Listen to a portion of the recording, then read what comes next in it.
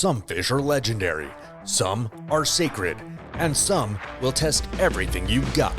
Across North America, indigenous tribes have fished these waters for centuries, carving traditions, ceremonies, and survival from every catch.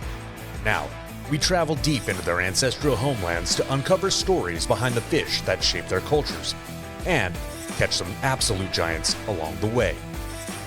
From the raging rivers of the Pacific Northwest to the untouched lakes of the Great Plains, we're hooking into monsters that fed generations and diving headfirst into the traditions that keep them alive today. I'm Robert Jacobo, and this is Indigifish, Tribal Tales. Are you ready to chase something big?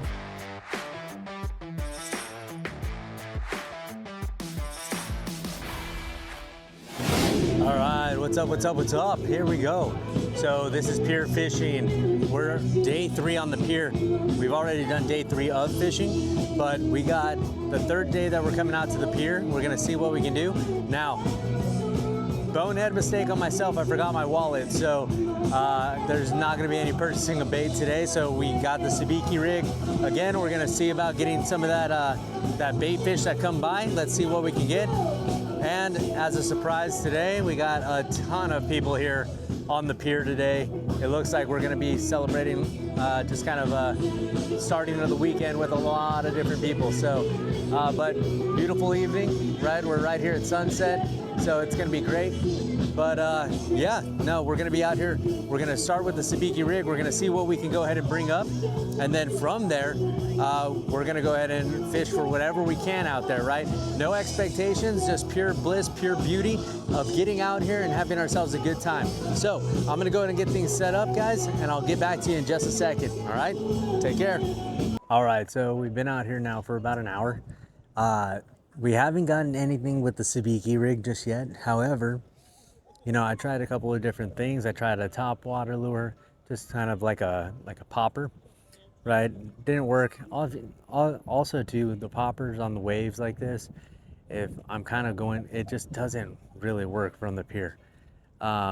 It just hops too erratically. It's not natural sounding or anything like that. So I can't imagine that it would work, but you know, somebody please prove me wrong. I would love to see a popper work and something just blast a popper, right, as far as being a topwater bait.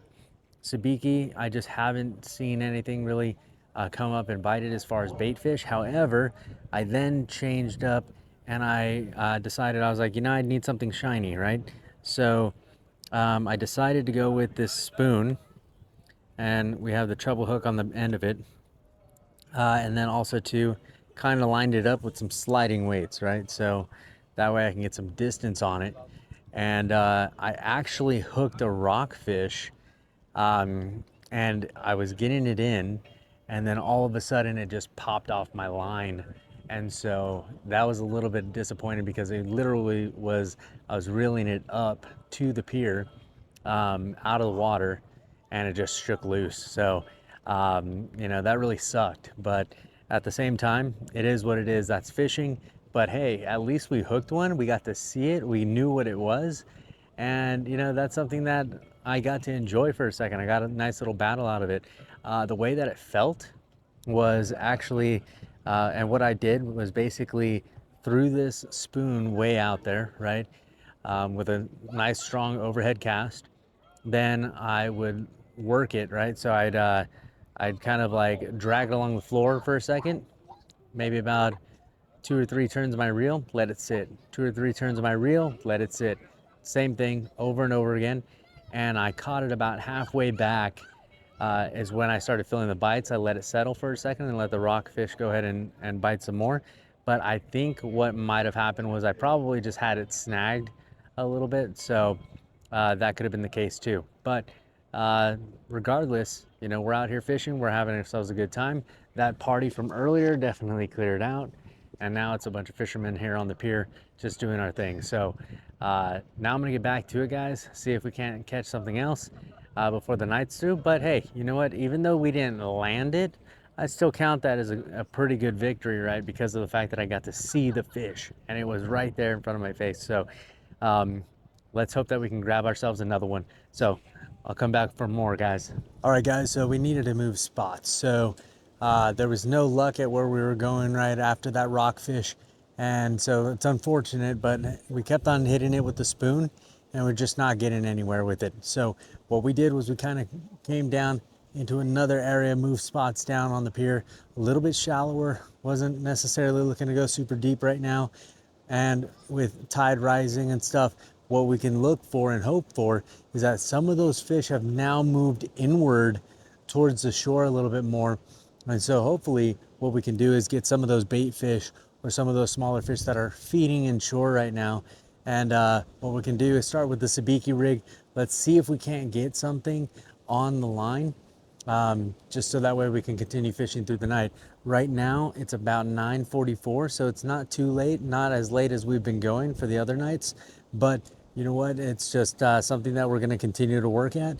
Remember, we're not going to be the perfect fisherman every single time, not going to be a catch every single time. The experience, and when it comes down to it, right, fishing for these types of fish, it's really a hit or miss, right? There's no secret formula. I've seen so many guys with their lines in the water, right, bait in the water, pulling up nothing but kelp, pulling up nothing but empty hooks, and they have bait, right? And we're looking at just working the sabiki rig and working that spoon, and we've already gotten a bite. We've already got something that we were able to bring up. Unfortunately, we lost it, but you know what, it is what it is. So nobody's perfect, and the cool thing is, and the key is, to just get out here and actually just start fishing, right? Just start enjoying yourself and really having a good time. So let's get back to it, and I will keep you guys updated. All right, so not getting skunked out tonight. We got ourselves on the sabiki rig a nice fish here, right? It looks like relative of a perch or something. I'm gonna make sure that I get you guys the exact species for the video. I'm gonna put it right here, and just so that way you guys know it, right? Whoop, this guy, he's definitely a fighter. He was actually pretty strong. And so kind of reminded me of, the fights with like the bluegills and stuff like that. Just kind of want to be careful, and that's why I have the glove on. It's because this guy has some spines on the back, right? So grab him right here, I'll show you. So he's got spines all up and down that dorsal appendage, right? That dorsal fin. And beautiful creature, right? This guy, look at that guy. So not getting skunked out tonight, and that's all you can really ask for. So I'm gonna be right back for the most part and see if I can get a species of this from some of the other anglers that are here on the pier before, seeing what we're gonna do with this guy next. But let's see. Looks like he's got some little teeth in there, right? So want to watch out for that. But yeah. Anyways, guys, day number 3, didn't get skunked out. So happy about it, so super stoked. All right, so I went and talked to a couple of the other anglers over there. Now, the black surf perch is what it was called, right? So put that up there, black surf perch. Now, I was able to look it up after finding out a little bit more information about them, right? More commonly used for like the meat, right? It's more of a sweet meat when it comes down to it, right? More of a sweet fish. But yeah, normally caught right here in the surf, relatively where I had my sabiki rig,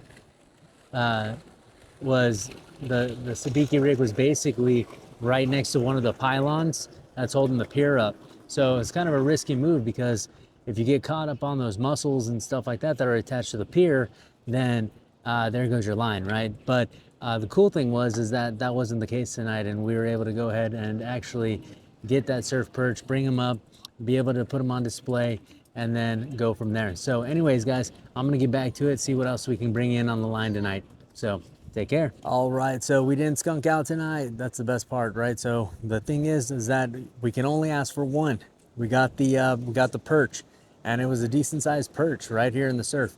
So if anything, what we're gonna do now is we're gonna go ahead and clean up our gear, get ourselves back home, get some rest, wake up in the morning nice and refreshed, and hit it again tomorrow, right? So if anything, today we're walking out of here with a victory, right?